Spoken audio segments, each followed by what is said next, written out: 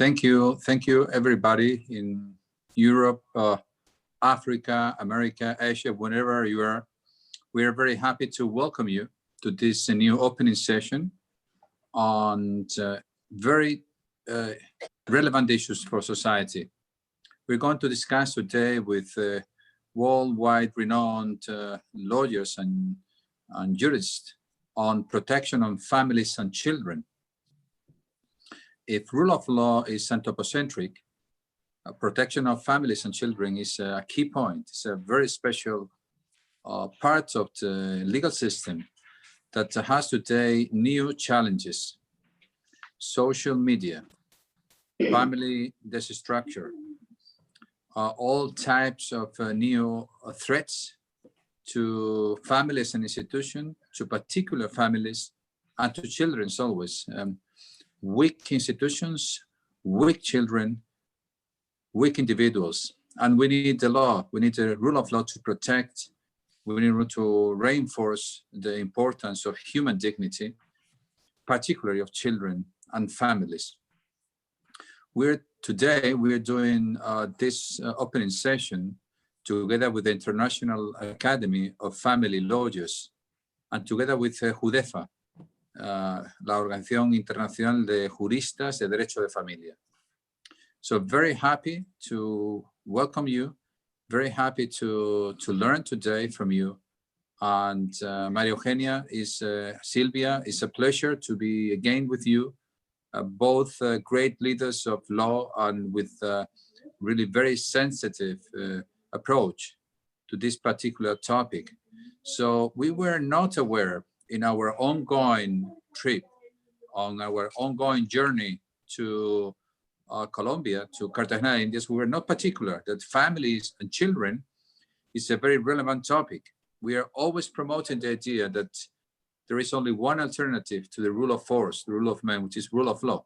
And of course, the rule of law is an umbrella to protect human dignity in any situation, particularly in these situations where persons, individuals are vulnerable. So thank you, Silvia. Thank you, Maria Eugenia. The floor is yours. Muchas gracias, presidente Javier Cremades. Muchas gracias, María Eugenia, el alma de esta organización. Y la verdad es que es un gran honor para la Federación de Colegios de Europa, que en este momento presido, acoger este opening, porque es un camino hacia, como decía Javier Cremades en este momento, hacia el cambio de las formas en muchos de nuestros entornos. Grandes amigas tengo aquí en la pantalla que hace tiempo que no veo, Daniela, Carolina, Dominique, la próxima presidenta de la Federación. Muchas gracias por compartir este momento de pensamientos y de actuaciones en relación a los niños. Dos pinceladas acerca de la Federación de Colegios de Europa. Comprende 250 colegios y consejos y alrededor de 1 millón de abogados y abogadas en Europa. Desde la Federación promovemos el Estado de Derecho, la supremacía de la ley y sobre todo la independencia de la justicia y la protección de los abogados en el ejercicio del derecho de defensa. Actuamos en relación a los derechos humanos y a todos aquellos y relacionamos a todas aquellas instituciones que están preocupadas por el derecho de defensa, en apoyo a todos aquellos colegios que son los miembros de nuestra federación. Como sesión preliminar en preparación del Congreso de Colombia, que no me cabe la menor duda a la que asistiremos todas, indicarles que el derecho de familia y la protección de los niños es un tema en Europa avanzado en su coordinación gracias a los reglamentos europeos, pero dispar en su ejecución porque cada Estado tiene su normativa independiente. Cada Estado dispone de un derecho de familia particular, pero a su vez es de obligado cumplimiento en los reglamentos, desde el reglamento 1259 del 2010, que establece la cooperación necesaria en materia de separaciones y divorcios, hasta los reglamentos del 2016 en ejecución de los mismos. Estoy segura de que nuestras panelistas nos explicarán detenidamente la aplicación práctica de estos reglamentos, pero sí decirles que toda Europa tiene dos pilares fundamentales en los que aplicar la protección de los niños. Por un lado, la Convención sobre los Derechos del Niño y por otro lado, la Carta de los Derechos Fundamentales de la Unión Europea. Fíjense lo que dice el artículo 34 de la Carta de Derechos. Todo menor tiene derecho a mantener de forma periódica relaciones personales y contactos directos con su padre y con su madre, salvo si son contrarios a su interés. Y el artículo 14 dispone, en caso de separación de hecho, divorcio, el niño tiene derecho a este contacto directo y permanente con los dos padres, ambos con las mismas obligaciones, incluso si alguno de ellos viviese en otro país, salvo si el órgano competente decide que es en perjuicio de su interés. Recientemente hay una sentencia del Tribunal Europeo de Derechos Humanos de 23 de junio del 2020, el caso Morofe contra España, en que condena a España precisamente por haber puesto obstáculos a la relación con la progenitora biológica respecto de un niño tutelado por el Estado. El respeto a la intimidad y a la vida privada de las familias es también un aspecto fundamental de la protección de los niños, que no siempre se cumple. Me van a permitir hacer una pequeña historia, no puedo hablarles de toda Europa, pero una pequeña historia sí del derecho de familia y de la protección de los niños en España. Europa, en cuanto a la protección, reguló de forma específica en cada estado la situación terrible que sucedió tras la Segunda Guerra Mundial. A partir de 1945, Europa se pobló de huérfanos y existieron las mentalidades de los grandes centros de acogida, los grandes orfanatos, donde los menores delincuentes y los menores abandonados tenían su crianza y su educación hasta la mayoría de edad. Se desligó después, posteriormente, hacia los años 60, 70, lo que eran los menores infractores de la ley penal de lo que eran los menores objetos de protección. A los menores infractores de la ley penal se les dotó de un sistema judicial con garantías que exigía que como mínimo los niños fueran condenados por un delito que se había cometido igual que los adultos. A los menores objeto de protección continuaron en el sistema atendido por servicios sociales. En España eso no llegó. En España, en el año 1948, se consolidó la institución de los tribunales tutelares de menores. Los tribunales tutelares de menores no eran unos tribunales dependientes del Poder Judicial, sino que eran organismos autónomos en el que los menores se crecían en estos grandes centros. Estaban al margen de la estructura del Poder Judicial. Llega la Constitución de 1978 y, curiosamente, nos dota a las mujeres y a los niños del derecho a la igualdad como ciudadanos. Es la primera vez que se establece claramente que las mujeres y los niños son iguales en derechos y obligaciones. Sin embargo, lo que sí ha significado para las mujeres un gran paso adelante, no lo ha significado para los niños. El sistema administrativo de protección que tenemos en nuestro país se basó en la discusión en los años 80 si debía corresponder o no al Poder Judicial la determinación de la separación de un niño de su familia. Esta reforma, que venía al establecerse que evidentemente los menores objeto de infracción tenían que tener unas garantías judiciales, se decidió dotar a la Administración de los poderes fácticos para separar a los niños de sus familias, con independencia de que el Poder Judicial no actuara a posteriori. El modelo francés, el juez de menores francés, que había sido acometido esa reforma hacia los años 60, decide, con enormes competencias, decide tanto respecto de la protección como respecto a la infracción penal. Pero esto no tiene cabida en España. En Alemania, por ejemplo, con su experiencia sobre el nazismo, desligaron la protección de la infancia y de los menores que infringía la ley penal. La protección quedó anclada en los servicios sociales, pero el juez de menores, el juez de familia alemán, tiene competencia para resolver acerca de la declaración de desamparo. Si entendemos que esa fue la protección de los niños a partir de la Constitución del 78, también tenemos que mirar qué pasó con el derecho de familia. Ustedes saben perfectamente que la ley del divorcio en España data del año 1981 y, por tanto, la costumbre en los tribunales al inicio de las acciones de separación y divorcio fue desligar la causa objetiva respecto a la separación o el divorcio. En los años 90 entendieron los tribunales de justicia que no podían ser competentes para resolver todas aquellas situaciones emocionales que se producían con las familias. y fue el momento de introducir elementos como la mediación o otras disciplinas como los psicólogos, los trabajadores sociales, en el ámbito de la justicia. Esos fueron los años 90. En los años 2000, del 2000 al 2010, tenemos una justicia que da la vuelta a la mediación y introduce la ley de violencia de género y introduce la ley del año 2005, que ya se atrevió España, ya estaba preparada para prescindir de la separación previa o pensamiento previo antes de llegar al divorcio. Esta es la evolución del derecho de familia que ha ido de la mano con la protección de la infancia.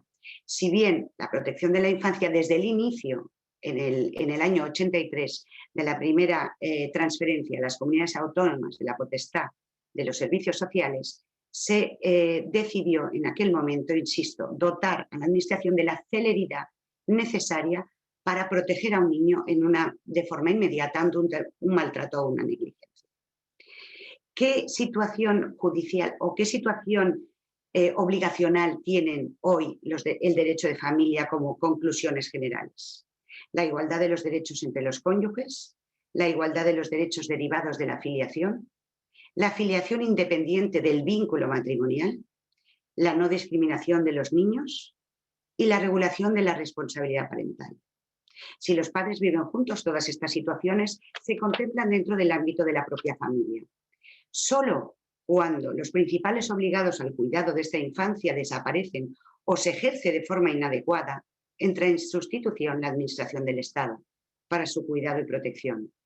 En España la ley otorga la tutela automática a todos los menores de 18 años que se encuentran en territorio nacional, con independencia de su nacionalidad, con independencia de su situación, con independencia si ya han sido nacidos, es decir, también se puede declarar en desamparo el nasciturus. Los menores emancipados también pueden ser declarados así, incluso en legislaciones que no contemplan la emancipación pueden encontrarse en situaciones intermedias de menores declarados en desamparo. Creo que Dominique nos explicará muy bien la intervención con los MENAS y los menores extranjeros no acompañados. Todos aquellos que se encuentran en el territorio de España se encuentran sometidos a la tutela del Estado. Sin embargo, el equilibrio entre el principio de intervención mínima en contraposición a la eficacia de la protección, no sé hasta qué punto en España se sitúa en el término medio. El derecho constitucional a reactivar las relaciones familiares y el deber constitucional de proteger a los niños, separándolos si es necesario de su núcleo familiar. Insisto, no sé yo si estamos hoy en disposición de poder decir que así en España lo estamos contemplando. ¿Son los niños finalmente, en el año 2021, son los niños finalmente sujetos de derecho o siguen siendo objetos de derecho porque los adultos que se cuidan de su protección deciden cuál es y de qué forma es la idónea de proteger a cada niño? Si leemos nuestra normativa, la Ley 196 de Protección Jurídica del Menor, entendemos claramente que los menores tienen derechos. Entendemos claramente que la normativa nos insiste en que los menores son sujetos de derecho, pero con la capacidad de obrar limitada.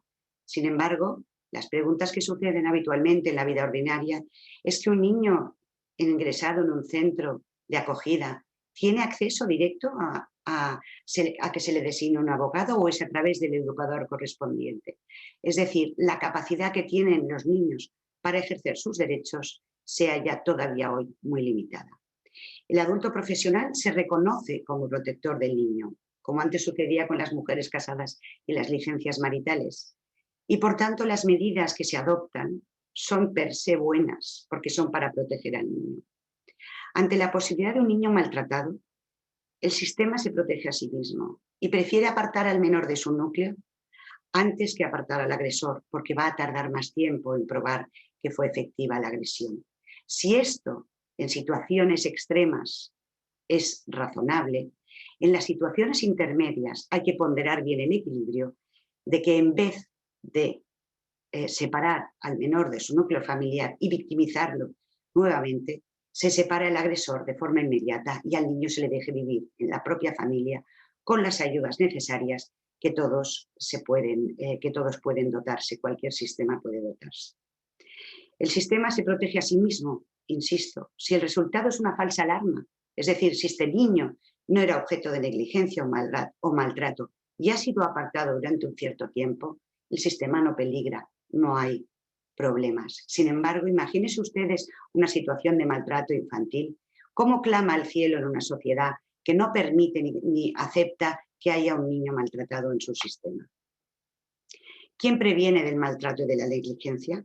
España es una sociedad que no admite la culpa del maltratador, pero decide separar al niño para su protección, entendiendo que no necesita el derecho a la tutela judicial efectiva, que no necesita un juez para que declare que ese desamparo es adecuado, porque el sistema de protección ya ha mirado de manera adecuada cuál es su protección. Solo después de esta declaración de desamparo, solo después de consumarse la separación del menor de su familia, puede la familia biológica acudir al juez de familia en oposición a estas medidas. Sin embargo, ¿cómo se encuentra esta familia? Ante una desigualdad de armas contra la administración, ante una falta de medios de prueba de que el niño se encontraba adecuadamente educado en su familia, ante la dificultad de ser una familia biológica en muchas ocasiones peor en términos objetivos que la familia de acogida porque no es la idónea para criar a un niño, quizás por pobreza, quizás por incultura, quizás por falta de cultura, quizás por falta de medios económicos, pero que están en una situación de inferioridad de condiciones respecto al modelo idóneo que se le ha puesto provisionalmente al niño. En cualquier procedimiento hoy en día en España, si existe un mínimo riesgo de que haya algún menor maltratado o que la crianza de los padres no es la adecuada, si el sistema de protección a la infancia interviene por una situación anónima, por una situación derivada de un juzgado, etc. Solo quiero decirles que la situación que a todos nos tiene que afectar y que tenemos que ser capaces de resolver o de instar a los gobiernos a que sean consecuentes con la protección del menor, es que el paso del tiempo en los niños es esencial.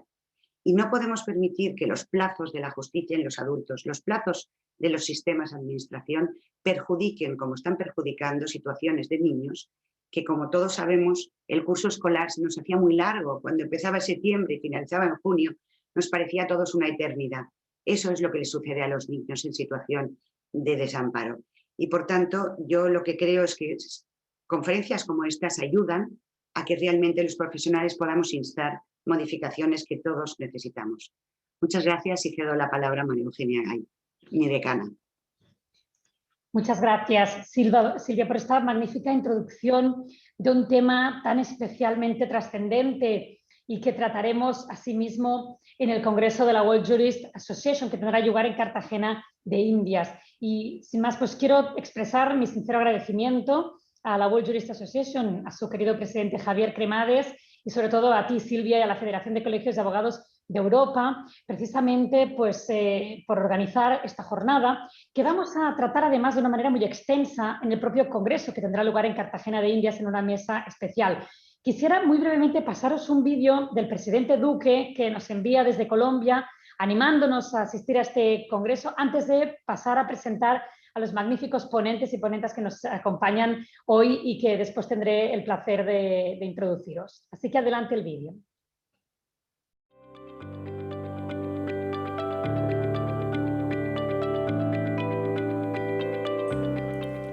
I am very pleased to welcome you to the beginning of the 27th edition of the World Law Congress. More than 14 opening sessions that will conclude in our cherished Cartagena de Indias next year. It is an honor for all Colombians to host for the first time an edition of this true celebration of democracy. We received this designation as a recognition of our efforts in defending the rule of law as a guarantor of freedom, order, peace, and concord in our society, precisely when we celebrate the 30th anniversary of the 1991 Constitution, as well as the bicentenary of the promulgation of the Constitution of Cúcuta. The world is facing challenging times for many reasons, including the COVID-19 pandemic and its huge socioeconomic consequences. So we must strive to amplify valuable dialogues such as those promoted by the World Jurist Association, the World Law Foundation, and other sponsors of this very important Congress. That is why I salute the design of this innovative, ongoing format that will hold these online opening sessions with free access.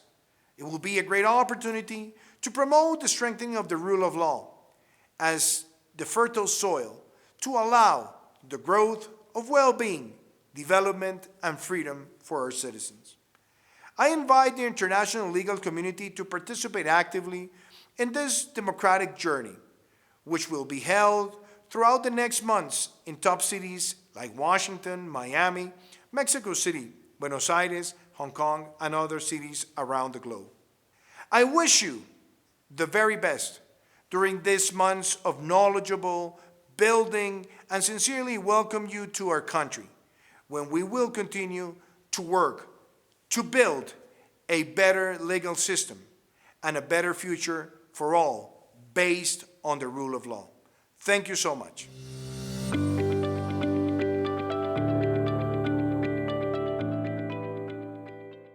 Bien, pues precisamente una de estas opening sessions a las que hacía referencia el presidente Duque es esta sesión organizada con sede en Estrasburgo, y por eso pues agradecer a la Federación de Colegios de Abogados de Europa, cuya presidenta es ahora quien fuera decana de esta institución que hoy presido y que pues ha tenido a bien coorganizar con todos nosotros. También quiero agradecer a mis queridas amigas, a Carolina Marín y a Daniela Horvitz, realmente por su entrega y compromiso a la hora de organizar esta sesión para hablar de un tema que yo creo que hoy es sumamente importante y que debemos afrontar de una manera, como decía la presidenta y decana, de una manera pues muy directa para reflexionar sobre la protección internacional de las familias y los menores ante situaciones en las que pueden estar implicadas autoridades jurisdiccionales de varios países, como en los casos de sustracción internacional y traslado de menores. Y precisamente para ello tenemos hoy el honor de contar con unos ponentes de primer nivel, cuya experiencia les convierte en las personas idóneas para abordar esta interesantísima materia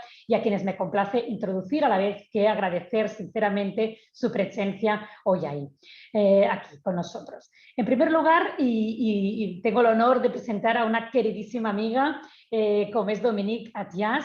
Ella es abogada especialista en derechos personales, protección de menores y violencia contra la mujer. Se ha convertido en una de las profesionales más emblemáticas, tanto en su país de origen, Francia, como en el resto de Europa. Sabe que aquí en España, por ejemplo, es una abogada queridísima, respetadísima y un auténtico referente para todas nosotras.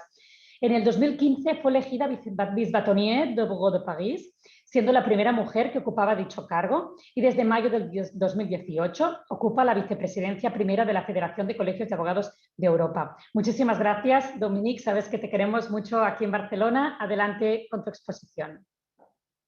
Muchas gracias, María Eugenia, Silvia. Es un placer para mí de estar con vosotros todas y todos. Tenemos unos hombres, qué placer.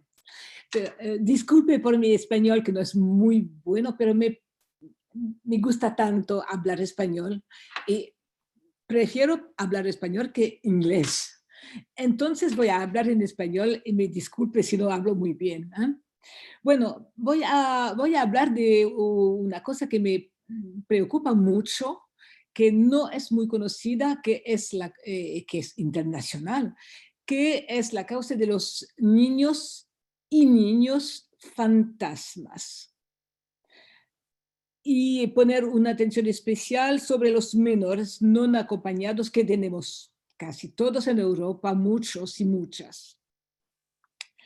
Según las últimas cifras del Fondo de las Naciones Unidas para Infancias, que conoce todo, que se llama UNICEF, y que están publicadas en diciembre de 2019, 166 millones de niños y niñas menores de 5 años en el mundo no están inscritos, es decir, una cuarta parte de los niños.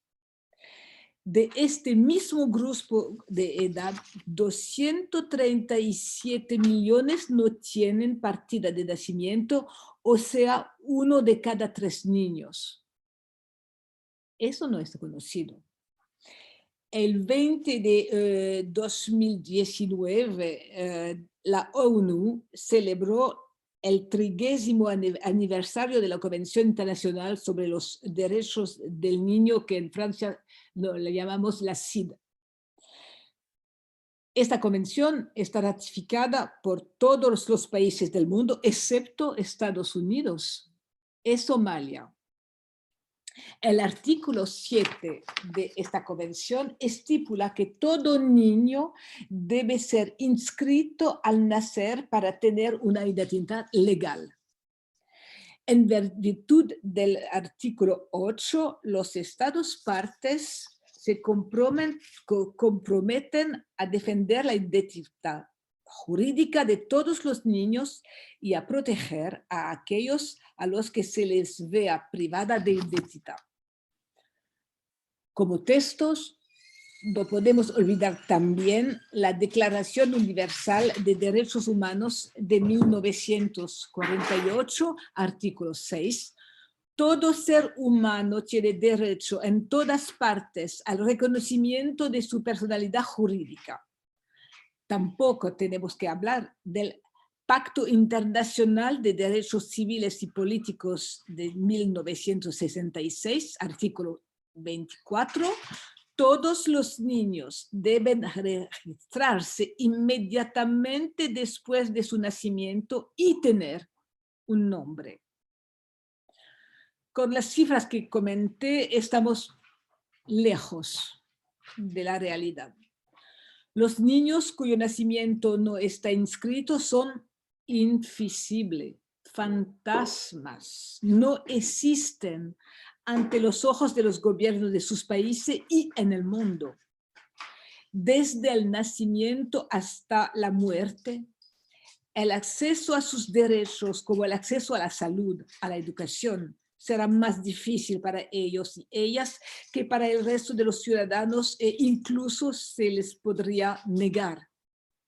Esos niños también son obviamente mucho más vulnerables en cualquier forma de explotación y violencia, prostitución, matrimonio precoz, trabajo forzoso, tráfico de órganos, participación en actividades delictivas, reclutamiento para combates armados, los niños soldados, como se dice en Francia, la adopción de los Objetivos de Desarrollo Sostenible de la Asamblea General de las Naciones Unidas de septiembre 2015 acordó el registro de nacimientos como máxima prioridad en las políticas de desarrollo internacional hasta 2030. Lo que es increíble es que este tema sea totalmente desconocido. Por supuesto, en el sur de Asia y en África subsahariana tiene 145 millones de niños menores de 5 años no registrados. Es decir, 87% de ellos. Pero incluso los países del Consejo de Europa están afectados con este problema. Sin embargo, existen niños sin identidad en Francia, en especial en 2 territorios de ultramar, Guyana y Mayotte. La Comisión Internacional Consultativa de Derechos Humanos alertó a 2 parlamentarias, señora Laurence Dumont y señora Aina Kurik, quienes realizaron un informe muy interesante basado en mi intervención de hoy sobre las dificultades de acceso de las poblaciones al Estado civil en Guyana y la probable existencia de niños sin identidad en zonas remotas, especialmente entre los extranjeros. Basta con los servicios públicos que estén distribuidos de una manera muy desigual o estén muy congestionados en un territorio como Guyana para los niños que se encuentran repetidamente con identidad. Esta situación es dramática para los niños que llevan el nombre de niños fantasmas. En la metrópoli, se trata de niños nacidos de extranjeros en situación irregular o miembros de la comunidad rom. Supongo que este es también en este caso de vuestros países debido especialmente a la población migrante, pero esto es ignorado en gran medida. En muchos países africanos, por ejemplo, cuando la educación es obligatoria, la posibilidad de continuar la escolaridad después del sexto curso implica de tener documentos de identidad. Sin documentos de identidad, la escolaridad está completamente vetada y evidentemente las niñas pequeñas son las primeras en verse afectadas. Algunos padres aprovechan el rechazo a matricular a las niñas en la escuela para mantenerlas en casa y después casarlas temprano. En algunos países las mujeres no tienen la posibilidad legal o práctica de declarar a su hijo. Solo el padre tiene la capacidad. Se espera que en breve UNICEF tenga cifras sobre esta desigualdad de género. Esta lista probablemente coincida con los países donde las mujeres no pueden transmitir su nacionalidad a sus hijos. Es decir, 27 países, según la asociación Regard de Femmes, por citar solo algunos: Bahamas, Líbano, Nepal, Irán, etc. En algunos países también las madres que no han registrado su matrimonio o las madres que no tienen un certificado de matrimonio tampoco pueden registrar a su niño y su paternidad. La red francófona, la Organización Nacional del Mundo Francófono, OIF, y su secretaria general, la señora Louise Mushikiwabo, que es de Ruanda, ha decidido tratar el tema de los niños sin identidad como prioridad de la organización. La Conferencia Francófona de Colegios de Abogados de Tradición Jurídica Común, CIB, participa a través de mí, es por eso que este sobre me preocupa mucho, en la revisión de un guía muy exhaustiva destinada no solo a los estados y administraciones, sino también a todas las redes de la sociedad civil. Una iniciativa muy interesante tuvo lugar en América Latina, lanzada en 2008 por la Organización de los Estados Americanos. Según las cifras de 2007, cada año cerca de 2 millones de niños latinoamericanos no estaban registrados. En agosto de 2007 tuvo lugar la primera conferencia regional Latinoamérica sobre el registro de nacimientos y el derecho a identidad. Se ha elaborado un plan para 2015 con un resultado muy positivo que continúa adelante. Esta situación tiene unas dramáticas consecuencias para estos menores no acompañados que se encuentran en los territorios. Usted sabe que esos menores son menores que no tienen padres con ellos en el país. En 2016, el Observatorio de Menores No Acompañados de Francia estimó el número de menores no acompañados en Mayotte a 4.446, más del doble que en 2013, y para muchos sin identidad alguna. El fenómeno de esos menores no acompañados está presente en muchos países de Europa, entre ellos España. Italia, Alemania. Las carreteras que conducen a Europa son muy peligrosas. Estos jóvenes suelen llegar con la ayuda de traficantes y redes sin rastro, de redes criminales. Según datos de Europol, 10.000 niños han desaparecido sin rastro. No se sabe dónde están. Están muertos o están en tráficos, no se sabe dónde están. Los motivos de su migración son múltiples y pueden estar vinculados miedo a la persecución, situación de conflictos y maltrato, una misión encomendada por la familia, intento de encontrar un ser querido que ya ha inmigrado, la cosa con Inglaterra, o emancipación de la sociedad de origen. En general, la búsqueda de una vida mejor.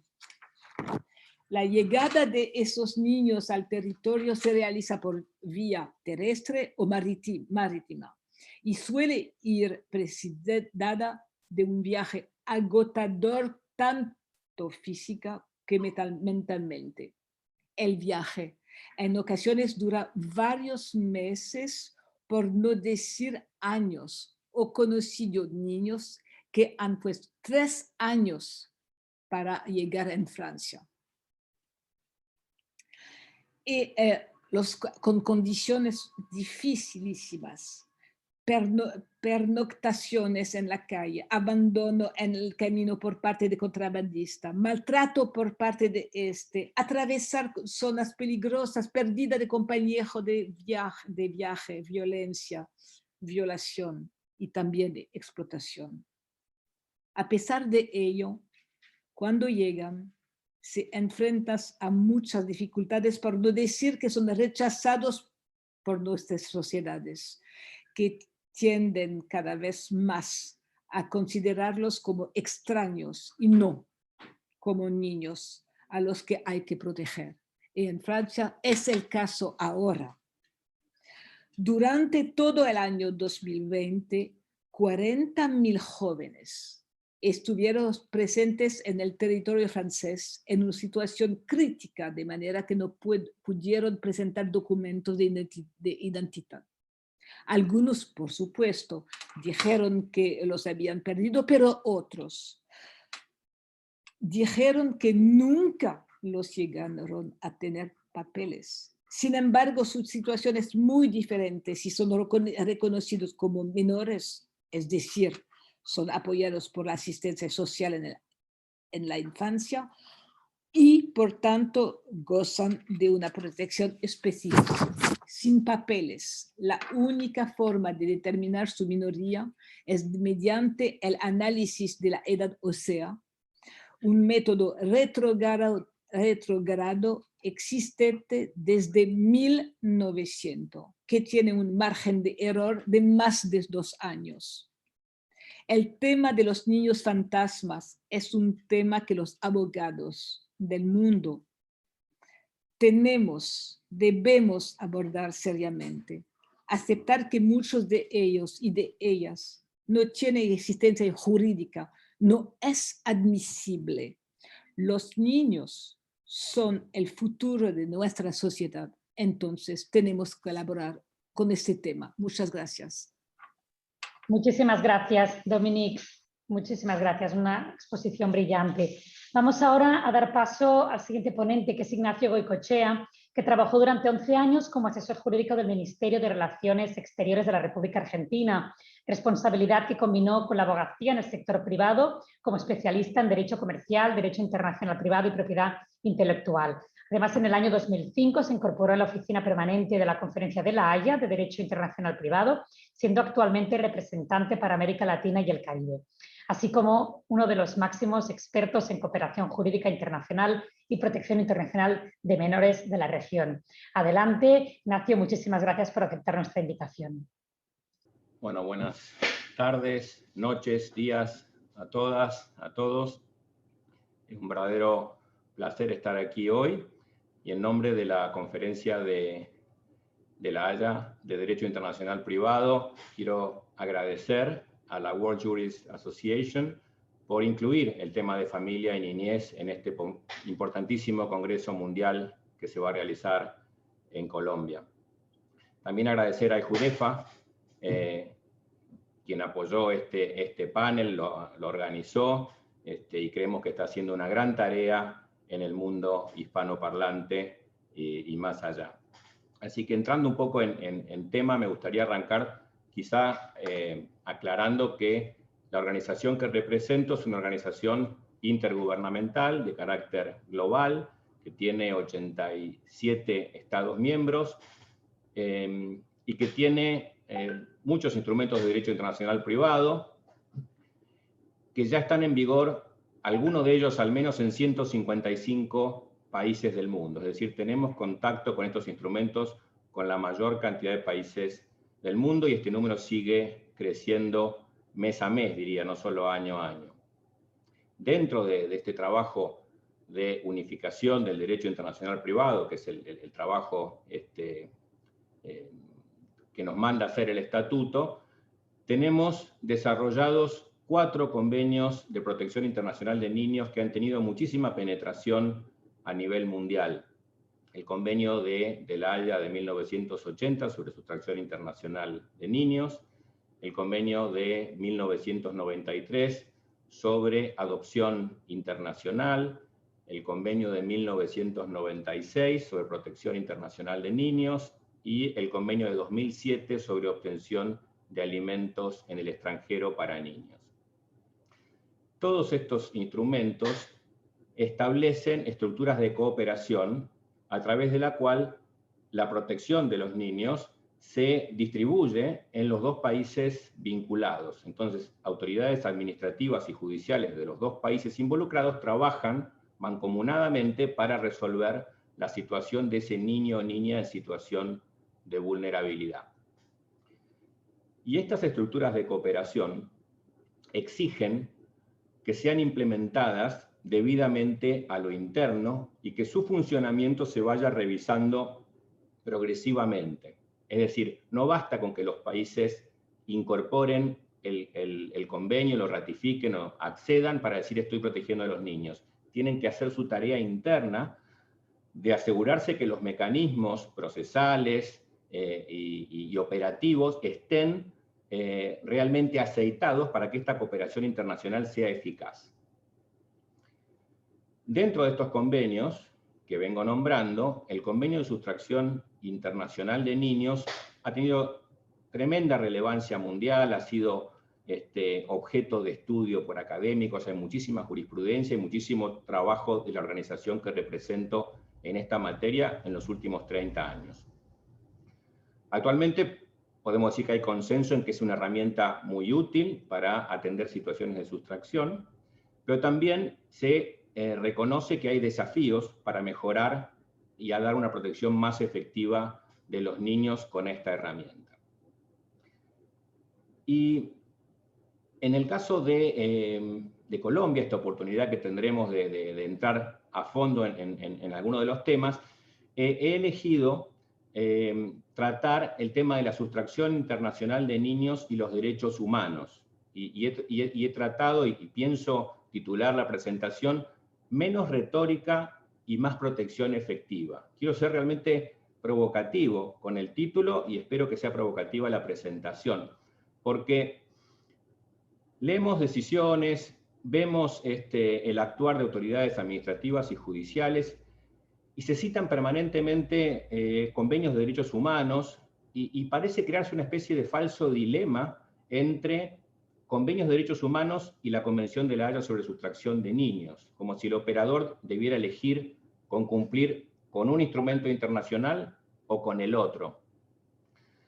Y recién escuchábamos a Silvia Jiménez y esa aseveración que hablaba de que el sistema se protege a sí mismo y que el tiempo de los niños es de vital importancia cuando queremos protegerlos, me hacía mucho sentido en el tema que yo quiero abordar, porque yo siento que de alguna manera los sistemas se están protegiendo a sí mismos y hablan de conceptos como interés superior del niño, como la Convención de Derechos Humanos Interamericana o Europea, o la Convención de los Derechos del Niño, o la Convención de Refugiados, y pareciera que de esa manera le están dando mayor protección a los niños y ponen como en un segundo plano la herramienta del Convenio de Sustracción Internacional de Niños. Yo creo que hay una perfecta complementariedad, casi una relación de medio a fin entre la herramienta del Convenio de la Haya y los derechos humanos. No podemos pedirle al operador que elija un derecho para proteger y no haga el otro, con lo cual espero que en Colombia podamos discutir este tema más a fondo, buscando una verdadera protección efectiva, insisto, y no tanta retórica sobre derechos humanos, porque lo que los niños necesitan es que sean protegidos y no que se anuncien pomposamente grandes títulos que en su día a día tal vez no le hacen diferencia. Y con eso termino la presentación, atento a lo que digan mis colegas del panel, que realmente es un verdadero lujo estar escuchándolas esta tarde. Así es, Ignacio, muchísimas gracias también por tu participación. Luego tenemos a Daniela Horvis. Daniela se ha especializado en Derecho de Familia, habiendo sido elegida Mejor Abogada de Familia de Chile por Leading Lawyers en el año 2017 y por Idealis en el año 2019. Forma parte de las más reconocidas asociaciones internacionales de la abogacía, como la Unión Internacional de Abogados, la American Bar Association o la International Academy of Family Lawyers. Y actualmente es la presidenta de la Asociación Internacional de Juristas de Familia. Adelante, Daniela. Gracias, María Eugenia. Good morning, everybody from Chile. First of all, I would like to thank the World Jurists Association for this opportunity. And particularly, I'm very grateful for the panelists that accept to be today with us. Thank you very much, all of you, to accept this invitation. Y como presidenta de la Asociación Internacional de Juristas de Familia, AIJUDEFA, y miembro de la International Academy of Family Lawyers, me emociona estar hoy día en este panel para que podamos discutir muy brevemente hoy los grandes temas del derecho de familia y podamos discutirlos con mucha más profundidad y adoptar compromisos, como nos invita Ignacio Goicoechea en el Congreso Mundial a celebrarse en Colombia. Yo solamente me voy a ocupar 5 minutos porque la idea es dejarlos tentados con la idea de lo que vamos a discutir en profundidad en Colombia respecto de la constitucionalización del derecho de familia. Como muchos de ustedes deben saber, en el mes de octubre del año pasado, Chile, a través de un plebiscito, decidió la creación de una nueva constitución para este país. Y por lo tanto, actualmente nos encontramos en pleno debate respecto de cuáles son las materias que esta nueva constitución deberá consagrar. Y por cierto, dentro de las materias que se discute, si habrán de ser o no incluidas, está la del derecho de familia. Es así como surge el debate respecto de la constitucionalización del derecho a familia. Y la pregunta, en términos muy simples, es si la vida de familia, la vida familiar o las relaciones de familia deben consagrarse o regularse en el órgano constitucional, en la Constitución.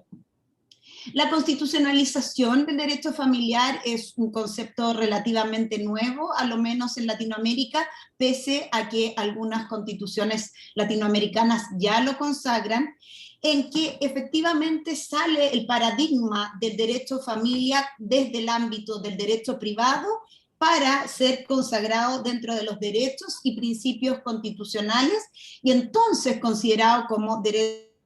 El debate constitucional es tremendo, porque estoy segura que esto fue acción de alguien que no quiere consagrar el derecho de familia en la Constitución chilena. Como les decía, los 4 temas que han traído a la discusión el contemplar o no las relaciones de familia dentro de los textos constitucionales parten por estos procesos de individualización en que se pierden los roles preestablecidos al interior de la familia, se le da mayor autonomía de la voluntad al individuo y en relación a generar determinados vínculos familiares. El segundo ítem que no podemos soslayar, por cierto, es el nuevo estatus de la mujer y las identidades de género. que se ven reflejados a través de los movimientos feministas, la inclusión de la mujer en el mundo laboral, los conceptos de violencia doméstica y o de género, y los derechos sexuales y reproductivos. Una tercera área relevante, por cierto, es el reconocimiento de la subjetividad de la infancia. Hemos dejado atrás este concepto de propiedad sobre los niños y niñas, tanto de los padres respecto de la persona de los niños como de su crianza, para pasar a un reconocimiento de los niños y niñas como sujetos de derecho, por ende de protección integral, y el reconocimiento básico del interés superior de los niños y niñas como elemento orientador jurisdiccional. Y por último, la distinción entre la parentalidad y la reproducción natural. Esto es la distinción entre la dimensión biológica y social de la parentalidad. Y en esto tenemos tan relevantes como las técnicas de reproducción asistida, el reconocimiento legal de las relaciones socioafectivas y la subrogación. En este proceso de elaboración intelectual, por cierto, ha sido absolutamente fundamental el derecho internacional de la familia, porque debatimos estos temas toda vez que a través de la aplicación de los tratados internacionales, estas materias han ingresado a nuestras regulaciones nacionales. Entonces, necesariamente hoy día estamos llevando ante cortes internacionales, como la Corte Europea de Derechos Humanos y la Corte Interamericana de Derechos Humanos, temas de derecho de familia. Y por lo tanto, existe hoy el imperativo de la necesidad de homologar a lo menos principios básicos en lo que dice relación con el derecho de familia. Por lo tanto, no me queda otra cosa que dejarlos invitados a que en Colombia podamos debatir en profundidad esto y otros temas como los que los otros ponentes han puesto sobre la mesa, pero sin lugar a duda la World Jurist Association y la World Law Foundation no podía dejar fuera de la discusión sobre el Estado de Derecho la necesaria protección que debemos brindarles a niños, niñas y adolescentes y a la familia en general. Muchas gracias, María Eugenia, y perdón por el inconveniente técnico. Bueno, Carolina es abogada española y solicitor inglesa, especialista en sustracción internacional de menores, disputas jurisdiccionales, registro y ejecución de sentencias de custodia, también traslados, casos de tutela, especialmente la acogida de menores por familiares fuera de la jurisdicción de Inglaterra y Gales. Y además, en la actualidad, es socia de la reputada firma Dawson Cornell, vicepresidenta de la Academia Internacional de Abogados de Familia y expresidenta de la prestigiosa Westminster and Holborn Law Society. Adelante, Carolina, tienes la palabra. Muchísimas gracias. Es un verdadero placer estar esta tarde con tantos amigos y apasionados del derecho de familia. En primer lugar, muchísimas gracias a Javier Cremades, presidente del World Jurist Association, y a ti, María Eugenia Gay, decana del Ilustre Colegio de Abogados de Barcelona, por la confianza, por la generosidad de dejar que el tema de derecho de familia, de protección de menores, forme parte del Congreso y confiar en la International Academy of Family Lawyers para formar este opening. Es un aperitivo, como ha dicho Ignacio, de lo que vamos a tratar en Colombia, y igual que Ignacio, yo he elegido el tema de la sustracción de menores. Me llamaba la atención que el otro día, consultando a la Autoridad Central Inglesa, me comentaba que a pesar de la pandemia, el número de sustracciones internacionales de menores en Inglaterra y Gales continúan en el mismo número que el año anterior. Es decir, a pesar de las restricciones de viaje, no decrecen los traslados ilícitos de menores. El convenio de La Haya, coincido con Ignacio, es un instrumento buenísimo, es un instrumento que todos aplaudimos. De hecho, contamos con 101 países que ha firmado este convenio. Entiendo que pronto vamos a tener a otro miembro en el club. Y eso es una imagen del éxito que está teniendo, de la necesidad global que todos los países concluyen de que el objetivo para proteger a un menor cuando ha sido sustraído es devolverlo inmediatamente a su país de residencia habitual. Todos estamos aquí con esa intención de proteger al menor, y yo, desde mi punto de vista como abogada, creo que este tipo de foros nos ayuda a llegar a las conclusiones de qué podemos hacer para mejorar la aplicación de esos convenios. En Colombia podemos hablar, por ejemplo, de la necesidad que yo veo y que crea una diferencia de legislar de forma interna sobre sustracción de menores. No basta con firmar el convenio, el país debe de comprometerse con esa obligación contractual y legislar internamente sobre un procedimiento de sustracción que facilite que ese menor vuelva inmediatamente a su país de residencia. La formación entre abogados internacionales es tan importante en estos casos. Vemos todos los días menores que no han sido devueltos de forma inmediata porque ese progenitor ha llamado a la puerta de un abogado que no sabía de la existencia de estos tratados internacionales. Son muchos los casos de sustracciones de menores que estamos tratando y esta es una evidencia de la realidad. Es cada vez más, lo vemos mucho más a menudo estos casos llegando a tribunales superiores en todos los países. El año pasado en Estados Unidos tuvimos un caso de sustracción donde se determinó que es residencia habitual. En enero empezábamos en Inglaterra y Gales en el Supremo con un caso de sustracción entre Sudáfrica y el Reino Unido sobre la aplicación del Convenio de la Haya y la Convención sobre el Estatuto de los Refugiados. Cada vez estamos viendo más casos de mujeres que sustraen a sus hijos y cuando llegan al país donde están pidiendo protección, piden asilo. Y tenemos esa contradicción de dónde está la protección del menor, devolverlo inmediatamente o protegerlo porque su progenitor ha pedido protección como refugiada.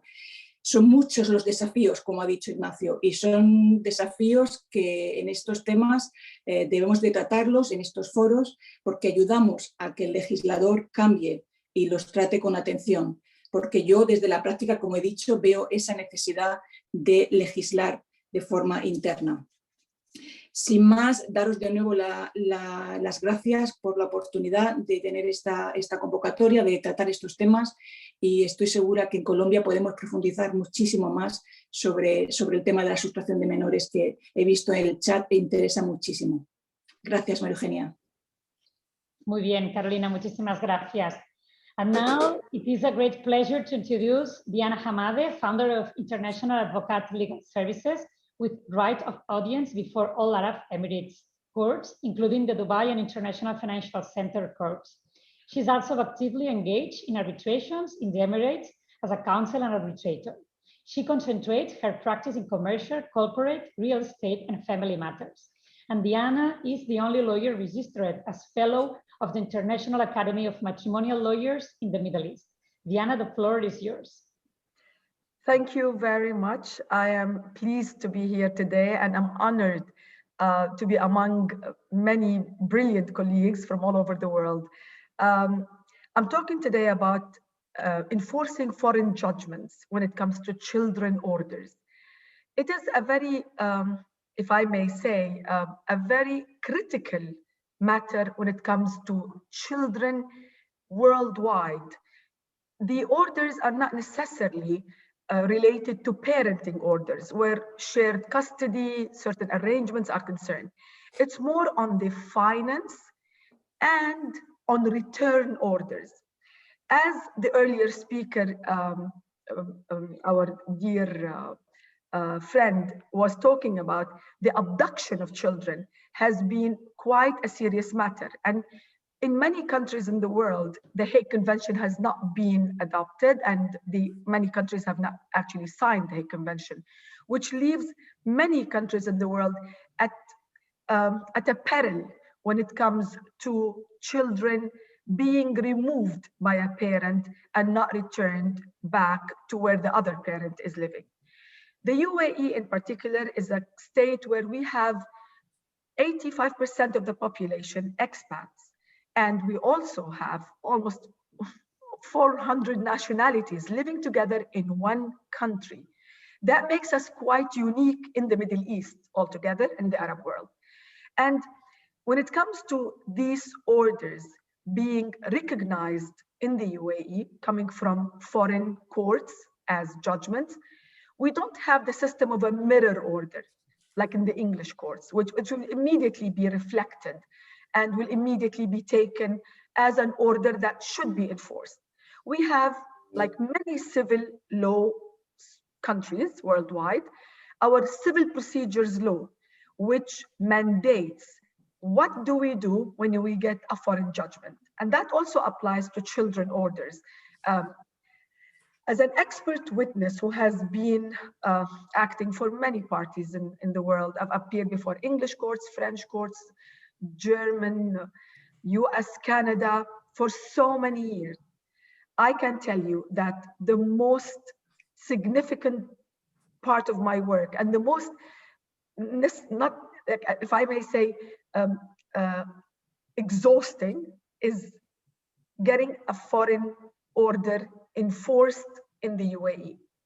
Not because of anything, but because of many years having a system where public order and Sharia were always, and if I want to describe the public order of the UAE and Sharia, I would say they were gender biased in a way.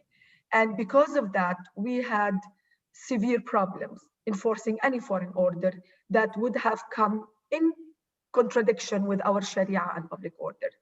So the latest amendments that have happened in the UAE, as far as the civil procedures law and as far as the civil transactions law, have changed the map completely, even for family law. And I'm glad to share with everyone here that we've had an overhaul amendment of the legal system, which was not expected, but I have to say it is a credit to the UAE. Especially, I think COVID-19 has been quite a drive also, quite a motivation, because instead of having people repatriating and leaving the UAE, the way for the UAE to attract people to stay in the UAE was mainly to get to change a lot of the legal system that wasn't working for most of the expat community. And one of it was to restrict the application of Sharia and public order.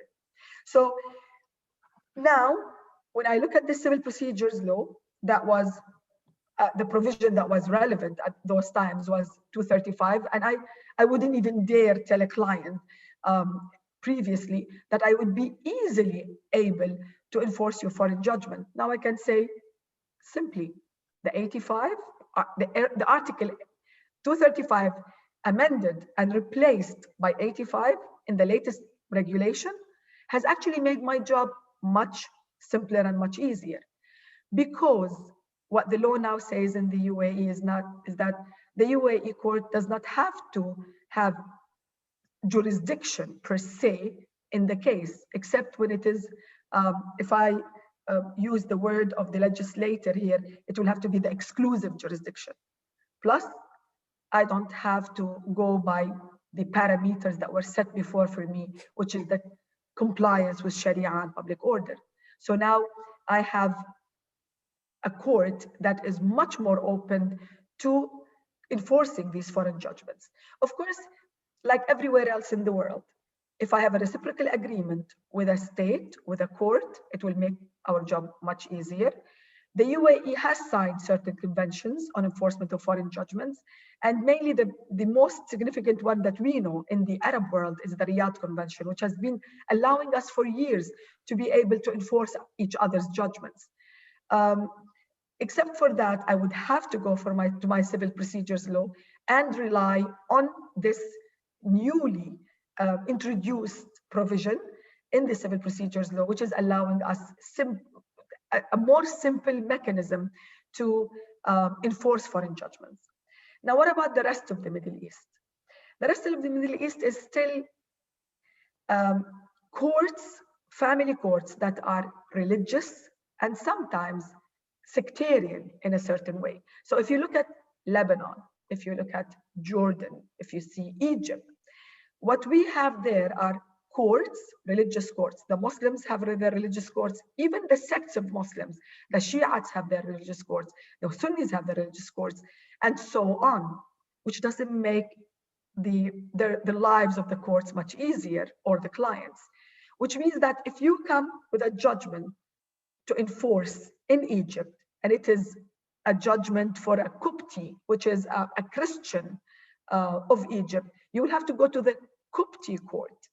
And that leaves you out of the civil procedure law of Egypt, which may give you much more ability to enforce a foreign judgment, because these courts are not necessarily courts that follow a certain procedural law that has been amended, updated, and that puts the rest of the Middle East at a disadvantage when it comes to the worldwide ability, and what we are all seeking as lawyers to get to be able to exercise freely and in a better way, to enforce each other's judgments, to get our clients the best results that we are hoping for them. I'm happy to conclude here. If anyone has any questions, I will be still available until the end of the conference, of this introduction ceremony. And I thank everyone who is here, and I thank the World Jurist Conference for inviting me. Thank you very much. Bien, ahora it is a great pleasure to introduce Pamela Sloan. Pamela is chair of the Matrimonial Law Committee of the New York City Bar and the past chair of the Family Law Section of the New York State Bar Association. She's a fellow of both the American Academy of Matrimonial Lawyers, having served on that organization board of managers for the New York chapter and the International Academy of Matrimonial Lawyers. Pamela also served the legal community for many years by frequently lecturing to the bench and bar on family law issues. So Pamela, the floor is yours. Thank you so much. Buenos dias, buenos tardes, buenas noches. Saludos desde Nueva York. How'd I do? Good? Yes. Sí. Thank you so very much for having me. And I'm so flattered to be on this panel with such amazing people and good looking too from around the world. And it's just nice to see friends again, isn't it, in this world, this time that we're living in. In the few minutes that I have to speak to you, I would like to perhaps tell you something that you don't already know. You're all so well educated and citizens of the world.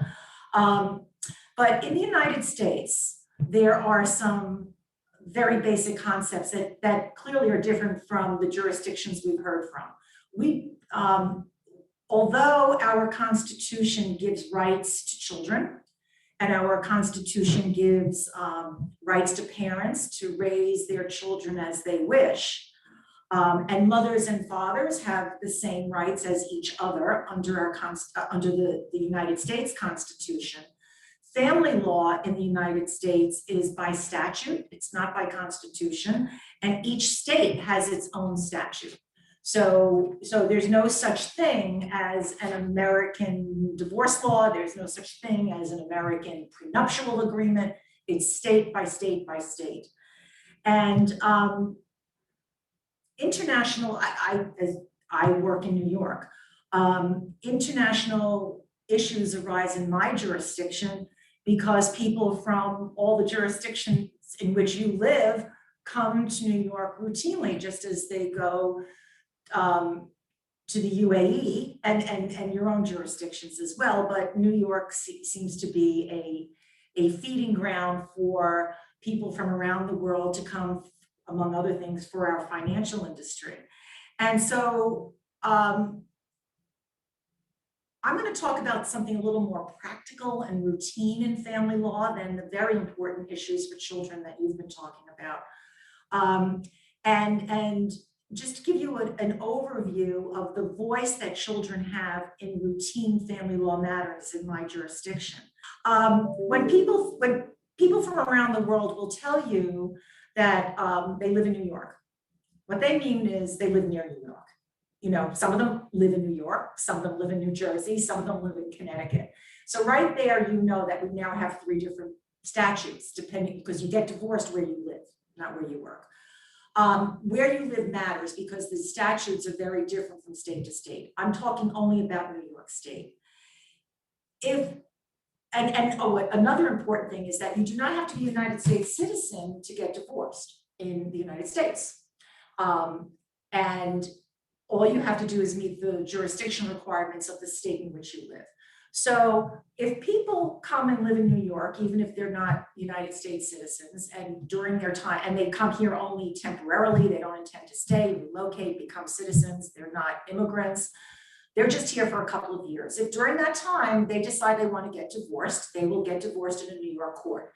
And let's assume there are no international issues, but maybe regular family problems. Maybe there's some violence. Maybe there is a real difference on how the parents believe the children should be raised, so that there are custody issues. In those more routine family matters without international implications, in our state, a judge decides custody.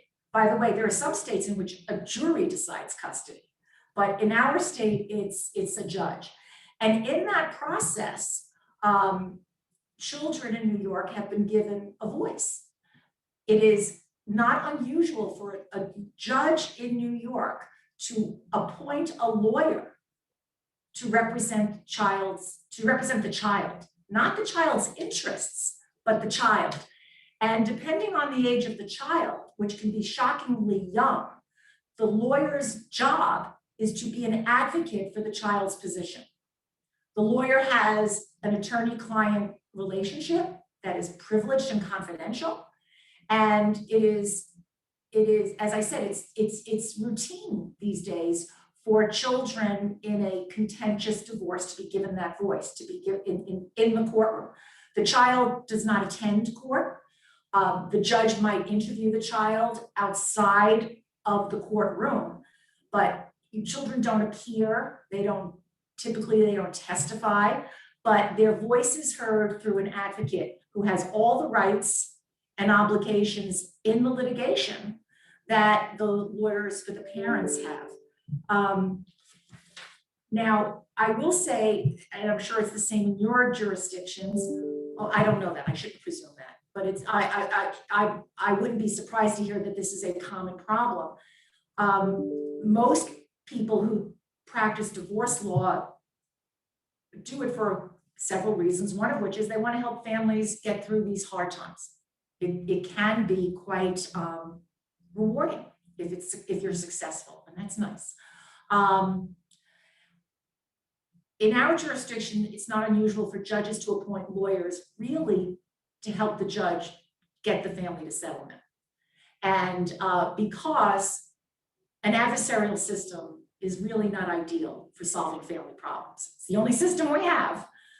But so you have two opposing parties, two opposing lawyers, a judge who decides, now another lawyer, and judges who want to solve problems understand this might not be the best environment.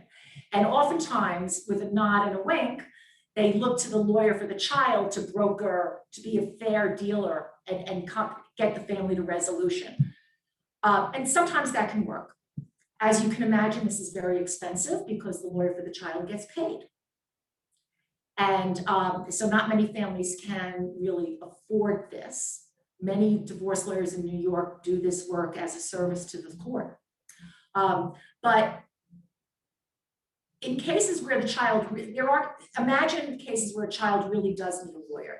If there is an allegation of some kind of abuse without a whole lot of material evidence, that child needs a lawyer. Sometimes it's as simple as a teenager who wants to go to a different school and the parents can't agree. The judge wants to hear from a lawyer what is the child's wish. We always joke and we say the most powerful person in America is a child whose parents are getting divorced. We laugh and say, when it's on these kinds of matters. Could you imagine when you were a child telling your parents, no, I don't want to go to the beach, I want to go skiing over Christmas vacation? But that's the kind of voice children oftentimes are given in New York. So it goes from the ridiculous to important. Right now, I am representing two children who are transgender, and their parents are at odds over what kind of treatment these children ought to be able to have. So as I said, it goes from the kinds of stuff we can joke about to very, very serious family situations. So I'll end on that, but the point here being that even in more mundane, routine, day-to-day family law issues that we all deal with in our jurisdictions, in New York, children are given a very important voice because the courts recognize that they are people and they have rights. And thank you. Thank you for the opportunity to speak to all of you. Thank you, Pamela. Brilliant. Well, now is the turn to Sulema Jahangir. Sulema is a dual qualified solicitor of the Senior Courts of England and Wales and an advocate of the High Courts in Pakistan. She's head of the firm's Pakistan desk at Dawson Cornwell. She's a fellow of the International Academy of Family Lawyers, a member of Resolution, Lawasia, the Pakistan Bar Council, and the Lahore High Court Bar Association. She undertakes all aspects of domestic and international family law, including child abduction, child custody, and the financial consequences of divorce and separation. She also acts for the victims of forced marriage, abandoned spouses, and honor-based violence. Sulema, the floor is yours. Thank you very much. Thank you to the World Jurist Association for inviting me, and I'm honored to be here. And thank you to all my wonderful and brilliant colleagues from around the world. It is lovely to be here, and thank you for the time that you have taken out. I want to start by saying that it was very difficult for me to choose a topic for today because we have so many pressing issues in Pakistan. One of the things as a lawyer I often am asked to do is to prepare reports for the court on enforcement of orders in Pakistan, especially about reunification of children or child abduction or placement of children in Pakistan. But this is not what I want to talk about today. I wish to talk about another area of law, which I think is quite ripe for change. It is deficient at the moment, and where there is scope for progress, and which impacts hundreds of millions of women, I would say, and children across the Muslim world. And that is the lack of financial remedies in Muslim majority countries. Pakistan, of course, my focus being on Pakistan.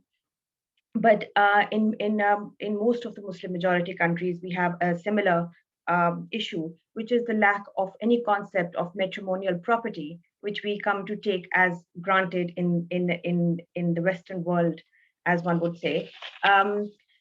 So we all know about CEDAW, which is the Treaty for Elimination of Discrimination Against Women. It is one of the most widely ratified treaties. Pakistan is, of course, a member of it. And so are a lot of other Muslim majority countries.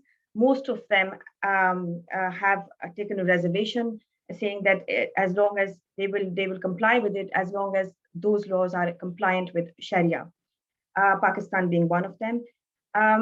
One of the obligations under CEDAW is to recognize women's non-financial contributions to a marriage and to provide them with equal access to resources after the breakdown of a marriage. We will all know that this is relevant very much so to children as well, because financial emancipation of mothers is very important for children, whether they are in a marriage or even post a marriage. So how far would one say that this obligation has been implemented across the Muslim world to give women financial remedies upon the breakdown of a marriage? And in particular in Pakistan, this is one of the areas of my talk that I wish to cover. And first of all, I want you to forgive me for using the word Islamic law or Muslim world. I think it's a bit intellectually lazy to use these terms. What I mean to say is countries following religious rules for family laws, and most of the Muslim majority countries in the world do follow family laws are built upon religious rules.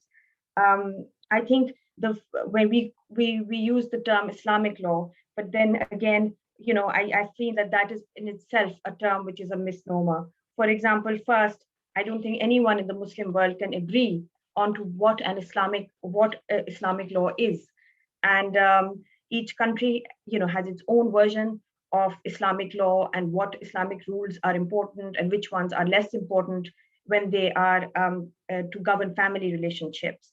But one common theme amongst, as I said, the Muslim world is that there isn't a concept of, as such, of matrimonial property that we have in the Western world. But some countries, of course, have more progressive laws than others. And my talk will explore how there are variations to these laws across the Muslim world, and particularly focus in Pakistan, and to see where judges, for example, in Pakistan, find that there are lots of, the black letter law can be so oppressive for women and children, because of course, judges believe in justice and not just in the law for itself, but they are of course constrained by the black letter law.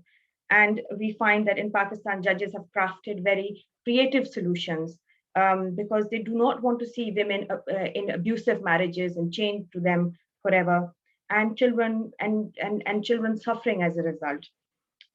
What the impact is, because as we know, in Pakistan and other Muslim majority countries, women are also given less inheritance rights. So we see entire generations of women and children and girl children who are infantilized because they do not have, they are either sort of subservient to their fathers or their husbands and then their sons, because of the lack of any financial remedies within a marriage, and the lack of inheritance rights as well. So I've written lots of articles about this, and I've been happy to see, pleased to see that within Pakistan, it's not just judges of various courts who have tried to craft remedies for such vulnerable families, but also recently legislators who have actually wanted to progress the laws on the basis of equality and justice for women. The progress has to be, unfortunately, within the paradigm of religious family rules, because for us, secular laws within, at least in Pakistan, are a distant dream. But where some Muslim countries have made far more progress than Pakistan in providing more emancipated financial remedies for women within religious rules, I've seen that those arguments have hold more credence for our legislators in Pakistan, and perhaps within the Muslim majority countries across the world. So those are some of the things that I would like to explore, and to see how what changes are possible to improve the lives of hundreds of millions of families across Muslim majority countries. We have seen also that there have been some changes to the law in the last few years in Pakistan to give women a little bit more than what they previously had. So, for example, even though upon a breakup of a marriage, women do not get any right to any assets or any maintenance, but in some cases, judges have said that they have made it easier for women to claim their dower, which is an amount of money that women are promised at the time that they enter into a Muslim marriage. In some countries, that is a practice that is more rife, and because women generally ask for money. But in a country like Pakistan, which is a poor country, there is nothing to give to begin with, or there is very little at the time of marriage. So there is hardly any dower for them to claim. But this is a practice that we have to look around and find positive examples of how we can improve financial remedies for these women. At the end, I would like to say that we congratulate ourselves in the United Kingdom, in the USA, in Western European countries, to say that we have progressive legislation, we provide generous financial remedies for vulnerable families, but let's not forget that these did not come out of ether, but very hard-fought struggles by women, and we must not forget that this was not long ago. And for us within, let's say, Muslim world, we are also in an era of cultural politics. And while we are lawyers, I think this area of law is ever shifting. And in an era of cultural politics and cultural wars, I think that this global culture of wanting justice and equality for everyone is something that we can use to our benefit and improve the lives of many, many families around the world. Thank you very much. Thank you, Suleyman. Y ahora ya, en último lugar, y bueno, yo creo ya para un poco completar, sé que ha sido una mesa y una jornada muy intensa, pero yo creo que era muy importante poder escuchar a todos los continentes, a varios países y ofrecer pues esta visión mucho más amplia que decidimos con Daniela y Carolina que pudiéramos tener. Y ya en último lugar, pues como decía, está Dilia Leticia Jorge Mera, que trabajó en el Ministerio de Relaciones Exteriores de la República Dominicana, que también nos interesa mucho pues nuestra opinión, donde participó en el proceso de ratificación del Convenio de la Haya sobre sustracción internacional de menores y ha sido jueza interina del Tribunal de Niños, Niñas y Adolescentes del Distrito Nacional en su país, República Dominicana, donde actualmente es viceministra de Innovación, Transparencia y Atención Ciudadana. Muchísimas gracias por tu participación, Dilia, así que adelante. Gracias, muy contenta de estar aquí y participar con tantas amigas, colegas a quienes estimo mucho y a quienes admiro también. Quiero agradecer en primer lugar a la World Jurist Association por permitirme participar en este importante congreso o en esta introducción de este congreso internacional. Y un honor representar a mi país, la República Dominicana, ahora desde una posición que estoy desempeñando en la administración pública. Quiero tratar un tema que requiere la atención y la protección de parte de los estados, de los países, hacia la niñez y la adolescencia, y me refiero al matrimonio infantil y a las uniones tempranas, que como saben está definido como la unión formal o informal entre una persona menor de 18 años de edad con una persona adulta o con otra persona menor de edad. La verdad que esta es una situación que es una verdadera violación a los derechos humanos de las personas menores de edad, que se llevan a cabo sin la libre voluntad de los niños, las niñas y los adolescentes, que tampoco están preparados ni física ni emocionalmente para ni tener esa relación, ni mucho menos para terminarla, ese matrimonio o esa unión informal, y que además son coaccionados por sus familias o por el entorno social que los rodea. Ahora bien, quiero hablar un poco acerca de la realidad de mi país, de República Dominicana. Lamentablemente, mi país, junto con Nicaragua, ocupamos el primer lugar en América Latina y el Caribe de niñas y adolescentes casadas o unidas. En mi país, que mucha gente decía, no, pero eso casi no pasa, que no se casan, eso más hay uniones tempranas que matrimonios formales en sí. Sin embargo, no es así. Entre el 2001 y 2019, 8.009 personas menores de edad contrajeron matrimonio, de las cuales 7.740 eran niñas y 529 niños. Tenían entre 14 y 17 años de edad. Se han llevado varios estudios aquí, los más recientes han sido por la organización internacional, Plan Internacional, y otras también por el Banco Mundial y por UNICEF, donde se ha medido incluso el impacto económico que tiene para nuestro país el que se siga permitiendo el matrimonio infantil y las uniones tempranas, estableciendo que de eliminarse el matrimonio infantil y las uniones tempranas, nos estaríamos ahorrando unos 4.800 millones de dólares al 2030. Y luego los demás estudios del Plan Internacional pues ponen de relieve la realidad de que aproximadamente 6 de cada 10 niñas se casan o se unen con un hombre 5 o más años mayores que ellas.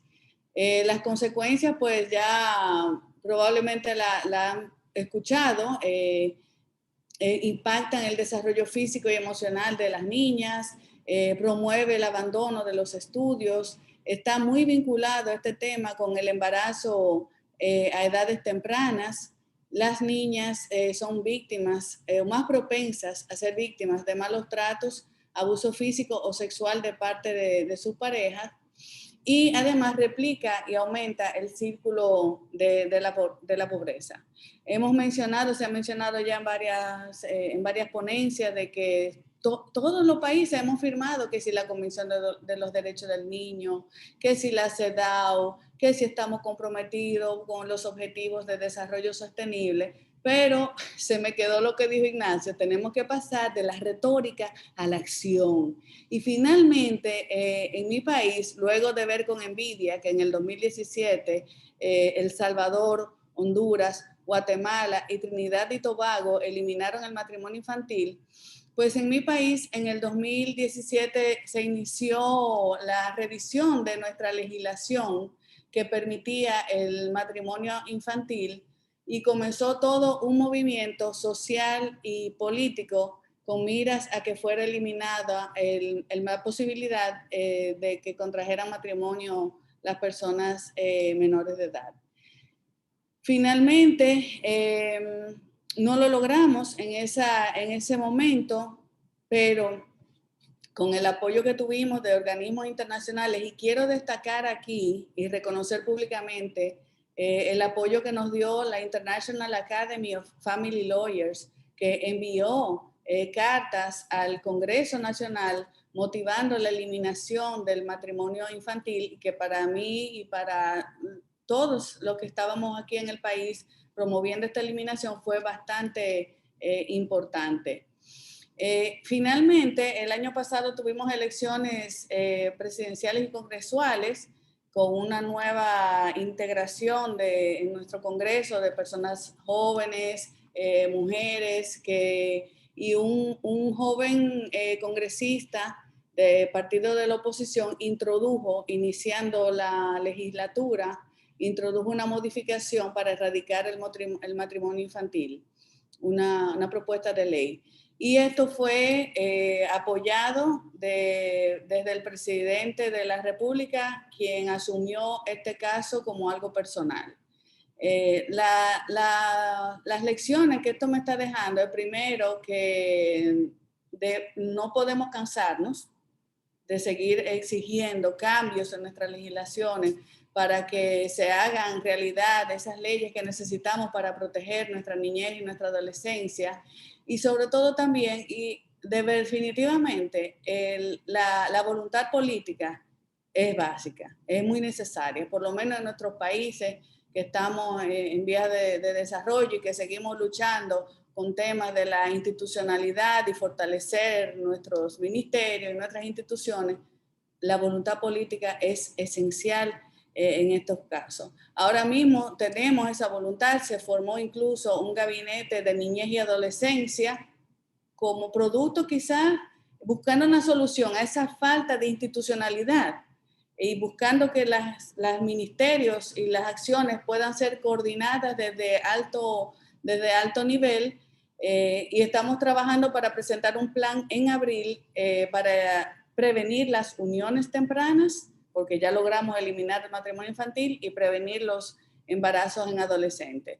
Si bien es cierto, la ley es excelente, porque va a cambiar el imaginario ya de las personas, de que no es normal y que no es correcto que se lleven a cabo los matrimonios infantiles, nos queda un gran trecho por seguir recorriendo. Temas de educación y temas de acceso a la salud de personas menores de edad y sobre todo a salud sexual y reproductiva.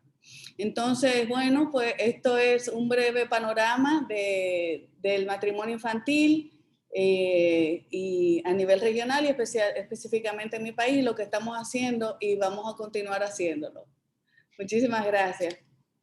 Bien, muchísimas gracias, Dilia. Y muchísimas gracias a todas las ponentes que nos han acompañado, a Silvia, a Dominique, a Carolina, Daniela, Pamela, Diana, Dilia también.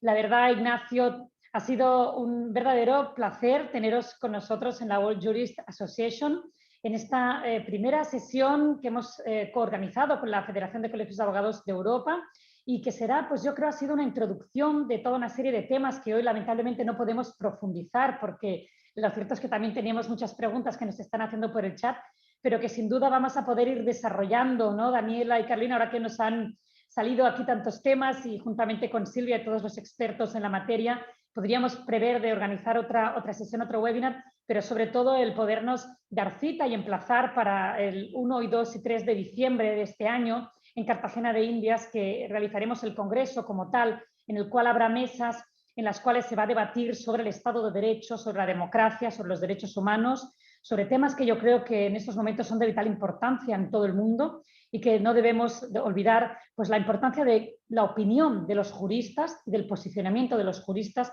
en aspectos en los que los poderes públicos han de poder regularizar y velar de una manera adecuada y óptima para garantizar los derechos fundamentales y para garantizar sobre todo la dignidad de los seres humanos.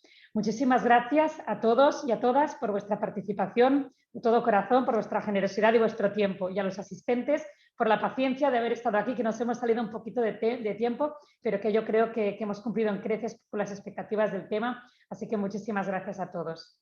Un beso.